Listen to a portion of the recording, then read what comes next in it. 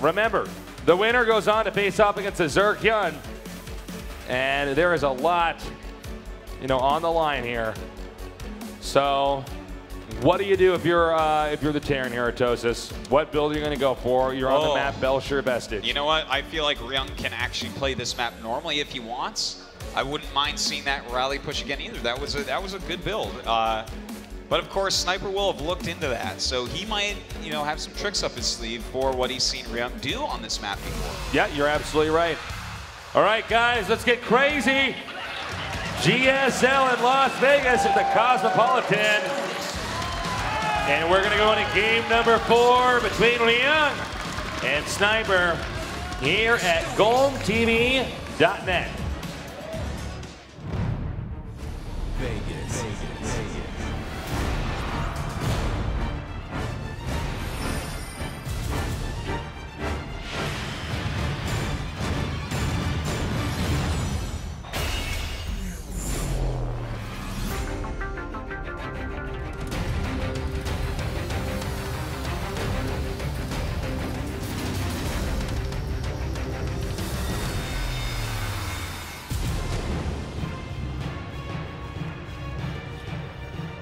And in the upper left, bottom right.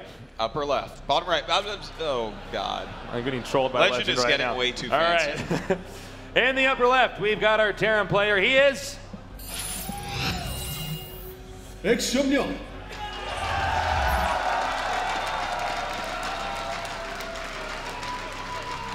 Lot of support from Ryung in here. Old-time GSL player. Eager to get to the finals, but this is going to be his biggest challenge yet. He is going to have to win 2 more games, this game and the next, against this guy over here in the bottom right. And he is MVP Sniper. We have stepped it up with these player intros, man. Okay, so we have a pretty standard opening by these guys. The Rax is in the main base. That's the first thing you got to look for with Ryung. And there's a drum going across the map, so he's going to see exactly what's going on. That this, in fact, does look like it's going to be normal. He's gonna play a very normal game. He just wants to make sure that everything is. There's no surprises here. I feel like a lot of these really good Zergs nowadays are basically saying, as long as I have enough information, I should not lose this. Yeah. And it looks like the drone now doing a little bit of harassment over here. Well, this is kind of a little bit of a weird day so far, Tasteless. Because it is. We were talking before about how, basically all the Zerg matchups right now.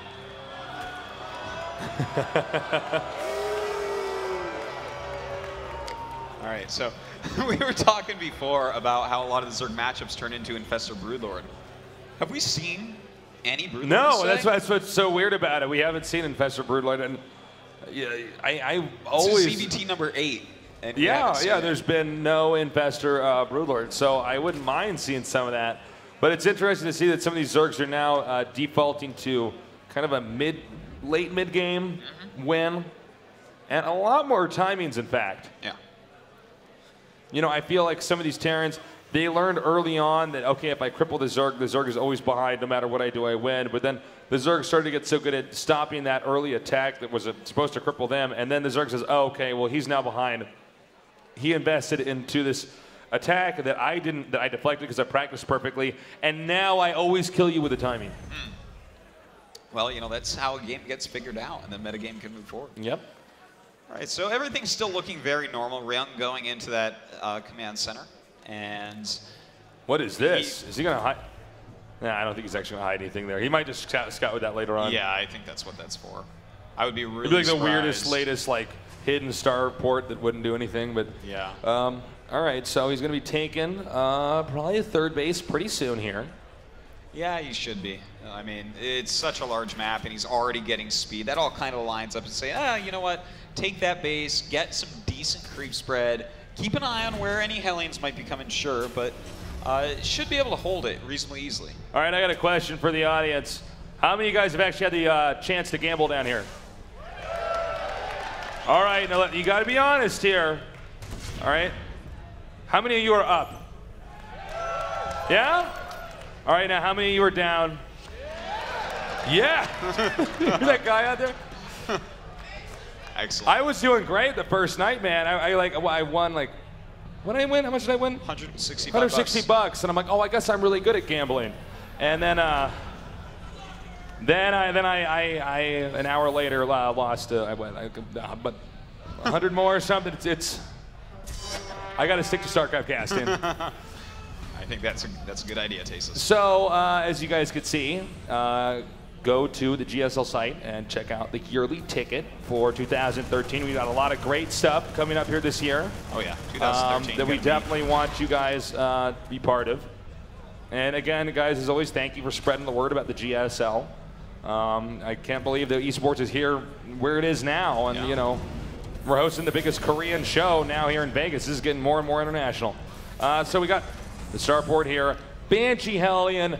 You know, it's funny because, you know, like a year ago, I was like, oh, that's so weird. You know, I wouldn't have thought people would go Banshee Hellion. Now that's actually how you play TVZ. Just completely standard. And, you know, the one thing I do want to point out, Tasteless, is that the Overlord saw Banshee Hellion, but it didn't see the additional factory that Ryung has made. So we could see, like we saw from Innovation, him just show a handful of the Hellions and then just bust out with a ton of Blue Flames. And in that case, I mean, anything can happen. If the Zerg doesn't block perfectly, you can go and kill every drone in the game right there. And I think we might be having that just here. So. Yeah, in fact, Innovation did on this map as well, so exciting stuff to see. Kind of an MVP build. Yeah, yeah. And you know, let's talk about this season. What a weird season. MVP, Nesty, all the heavyweights knocked out, MC. Every champion is taken out. Yeah, they're all in code A. Yeah. Yeah. That's just so weird. I mean, it's exciting. Wild. It means that times are changing and, you know, other people are catching up. Well, I think most of them will be back. Oh, no, I'm sure they will be. But, I mean, for now, wow, these other great players who are just so dominant. Well, you know, I heard actually when Nesty, you know, he won the Nesty award and then dropped out of Code S immediately thereafter. Yeah. He wants to be the first and the second person to win the Nesty award. Yeah, he's gonna. That's exactly right. He's gonna get back in there and stay in 10 straight GS. Look, the guy needs a challenge. Yeah. All right, I get it, man. You got to stay motivated. So we got. I like the creep, by the way, up here in the upper right, just at the third base. Yeah, it's there's a lot of these little things that you can do that add up to something big. Yeah. And you know what? This is pretty interesting. This is Ryung is going into Mech. Whereas it looks like Sniper's kind of setting up for the mass Ling, Baneling, Muta type of style, which isn't going to necessarily be too good against it, but hold on, these Blue Flame Aliens coming into the third base. Not a ton of drones here, but still a very important area. All right, he's taking out a lot of drones, got that Queen as well, but the rest of the drones are actually up at the top. And, you know, okay, he's getting this Queen, but the Queen is at the goal, but here comes, okay, they're getting the drones now, doing a lot of damage. The drones spread out, but it looks like none will survive. Three more do not go down. That was a shocker. I tried to preempt that play-by-play. So the Queen's now going to hit here. And this is a lot of damage, guys. Yeah, this is a ton of damage. I'm looking at this, and I don't see, okay, where is the rest of the units? What the hell is he going to do to try to actually stop this? He's got Mutas, but Mutas are not going to kill this quick enough. Yeah, he got caught off guard once again, and these Hellions will go down, but the time he bought there is exactly what he needed. His Thors are going to be finishing up pretty soon. He's going to be able to get up some missile turrets relatively soon here, or he should be able to. I don't actually see an engineering base still. Really? Really, Ryung? Is he really? Yeah, definitely check. No, he's chilling. That's the way this works, guys. Dan's actually got a preview screen, so you can look around inside the game in case we're not seeing something. Now, he's got two Thors going to pop out, but those are not like that mobile. I mean, no. When you see a Thor, you can actually elect whether or not you want to fight it. You can just like walk away and attack somewhere else. Oh. See, like that. So, I think the most of the base though is pretty airtight.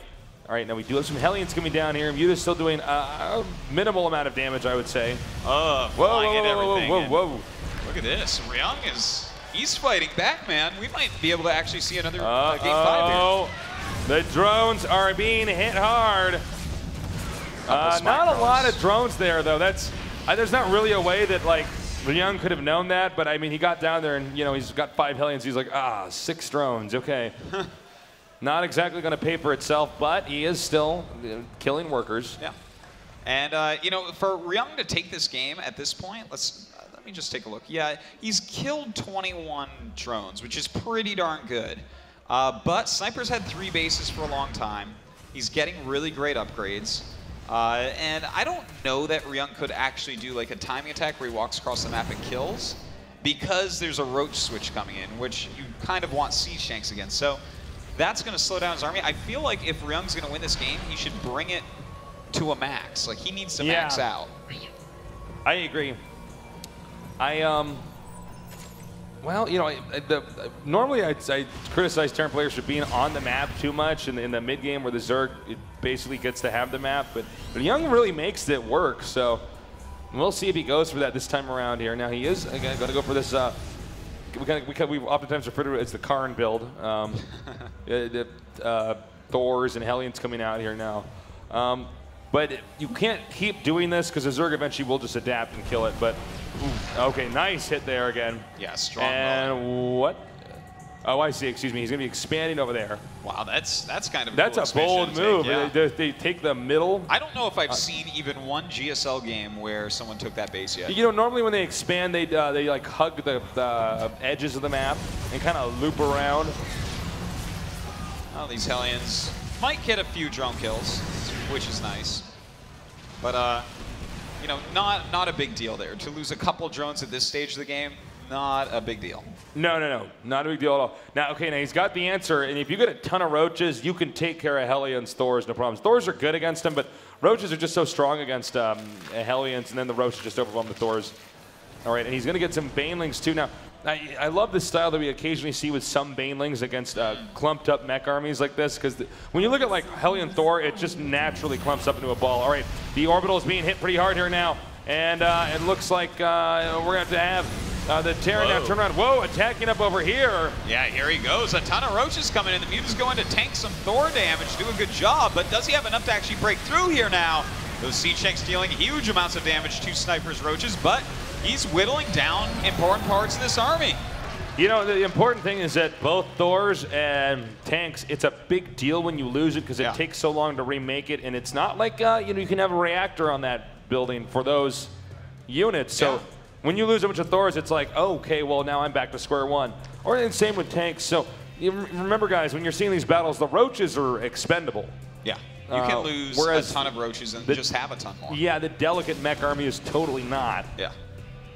Well, I mean, he did a really good job. Look, he's up by 44 supply, but that's not necessarily a huge deal because it's all in Roaches, which are very supply heavy for what they're actually worth.